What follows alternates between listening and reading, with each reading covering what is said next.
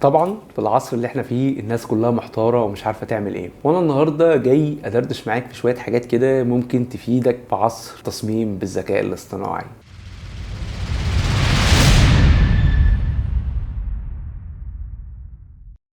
طبعا احنا في نقلة ثورية في مجال الجرافيك ديزاين، وعارفين كلنا ان الذكاء الاصطناعي بقى بمنتهى القوة في المجال. طيب احنا كمصممين جرافيك المفروض نعمل ايه دلوقتي؟ انا من وجهة نظري ان الفترة دي فترة لسه بيتم فيها تطوير الذكاء الاصطناعي، وكل ما هو شغال كل ما بيكون عنده ثغرات. فالثغرات دي لو انت استغلتها وبدأت تكون قوي في النقط اللي هو ضعيف فيها خلال الفترة دي، هتقدر تختلف وتوصل لنجاح كبير وتكبر قاعدة عملائك قبل ما غيرك يعمل كده. النهاردة هبدأ اقول لك شوية حاجات او هنتكلم عن الثغرات اللي موجودة لحد دلوقتي في الذكاء الاصطناعي، واحنا ازاي نشتغل على نفسنا في الجزئيات دي علشان نكون دايما على ارض ثابته في سوق العمل. اول حاجه، الذكاء الاصطناعي لسه لحد دلوقتي ضعيف في التايبوجرافي او في التعامل مع الخطوط، وبالخصوص الخطوط العربيه. في كذا موديل نزل وفي موديلز نازله بتعرف فعلا تتعامل مع الخطوط، بس لسه الخطوط العربيه التعامل معاها مش قوي. حتى لو في موديل قدرت تطلع نتائج منه كويسه فبتكون مش مجانيه. فالموضوع ده لحد دلوقتي لسه ثغره في الذكاء الاصطناعي، ولسه انت تقدر تلعب عليه، وخصوصا مع العميل العربي. فلو انت مهتم بالتايبوجرافي فهتلاقي برضو تصميماتك مميزه عن حد بيستخدم الذكاء الاصطناعي وما بيشتغلش على الجزء الخاص بالتايبوجرافي، او بيستخدمه بشكل كامل وما بيحولش هو يضيف اللمسه الفنيه بتاعته كجرافيك ديزاينر. الجزء بتاع الفونتس والتايبوجرافي ده مهم جدا، وانا كنت عامل حلقتين فيه هسيبهم لكم في الاي اللي فوق، فدول ممكن يفيدوكم بشكل كبير. فهي خاصه باختيار الخطوط والتعامل مع الخطوط عامه، وفي يوتيوبرز كتير بيتكلموا على الجزء الخاص بالتايبوجرافي تقدروا برضو تتابعوهم، وانا ان شاء الله باذن الله اعمل لكم حلقه متخصصه عن الجزء ده. بس الاهم بالنسبه لي دلوقتي ان انا الحقك بسرعه واحط لك ايدي على النقطه اللي ناقصاك، عشان الدنيا بتجري والذكاء الاصطناعي سريع وانت محتاج تشتغل على نفسك بسرعه. فحاول ان انت تهتم جدا بالجزء بتاع التايبوجرافي وكتابه العناوين خصوصا العربيه، ده هيفرق معاك كتير في الفتره دي لو انت مهتم بمجال الجرافيك ديزاين.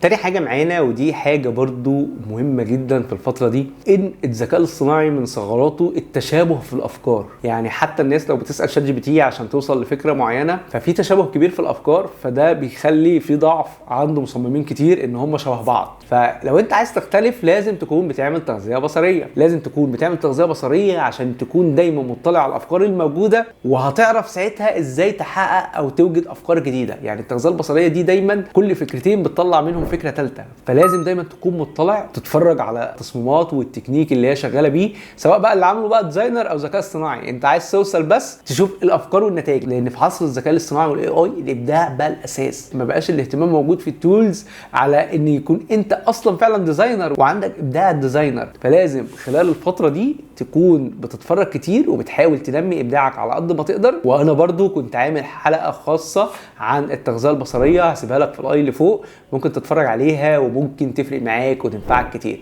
وحاول دايما ما تتفرجش على حد واحد، يعني انت بتتفرج عليا لا اتفرج على غيري وشوف غيري. بس اهم حاجه في الفتره دي ان انت تحاول تستغل الثغرات دي قبل ما حد غيرك يستغلها، عشان انت دايما تكون في المقدمه. وخلي بالك لو انت ناوي تشتغل في شركه هتلاقي الشركات بتركز جدا مع الحاجات دي دلوقتي، ولو انت برضو بتشتغل فريلانس هتلاقي الناس اللي بتطلب شغل اونلاين من كتر ما هي شافت هي اصلا بقى عندها تغذيه بصريه فهتفهم بسرعه. فخد بالك عشان النقطه دي مهمه جدا ليك في الفتره دي. تالت حاجه، احنا دلوقتي كل يوم عندنا جديد، كل يوم في موقع جديد، هنحرك الصور هنخليها فيديو هنعمل مش عارف ايه.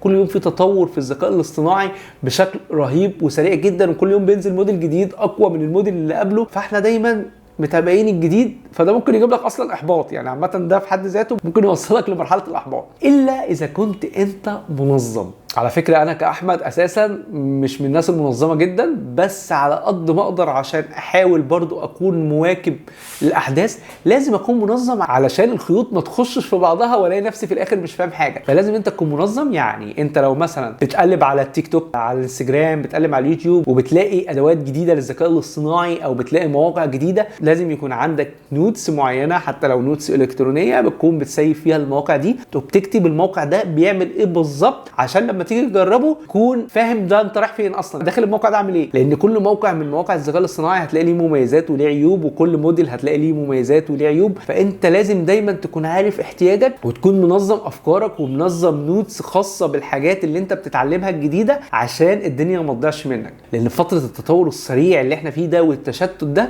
لازم تكون بتأيد كل حاجه بتحصل عشان خاطر عقلك مش هيستوعب ده. حاول تدور على تطبيق يكون مناسب. انا شخصيا بستخدم تطبيق زي جوجل كيب، بحط فيه نوتس او ملاحظات للحاجات الجديده او الحاجات اللي عايز اتعلمها بشكل بسيط ومرتب عشان بس اقدر ارجع لها ومفيش حاجه تتوه مني وما احسش دايما ان انا ناقصني حاجه او ان انا ناسي حاجه او ان انا مشتت. يا رب تكون المعلومات دي فادتكم. انا عارف ان الفتره دي انا ما بشرح لكوش تولز او ادوات، بس انا كل اللي بحاول اعمله الفتره دي ان انا بحاول اوعيك ايه الحاجات اللي انت المفروض تاخد بالك منها وتعملها الفتره دي، عشان خاطر انا شايف ان الناس تايهه والناس خايفه، فبحاول اطمنك على قد ما اقدر ومش عايزك ابدا تقلق. وطول ما انت بتجتهد اعرف ان ربنا هيجازيك خير، ما تقلقش خالص من الموضوع ده، واعرف ان الله دايما عند حسن ظن عبده به. فطول ما انت عندك حسن ظن بالله وبتتعب وبتشتغل على نفسك ما تقلقش خالص من اللي جاي، بس اعمل اللي عليك وكل حاجه على ربنا باذن الله. يا رب دايما اكون عند حسن ظنكم، ويا رب الحلقه تكون عجبتكم. ويا ريت برضو لو انت عندك اضافات زي مواقع او تولز تقدر تفيد الناس خاصه بالذكاء الاصطناعي تكتبها لنا تحت في الكومنتات عشان تقدر تفيد اخواتك. ما تنساش تعمل لايك وسبسكرايب وتفعل زر الجرس عشان تتابعنا في الحلقات الجديده، واتمنى لكم كلكم التوفيق واشوفكم الحلقه الجايه ان شاء الله.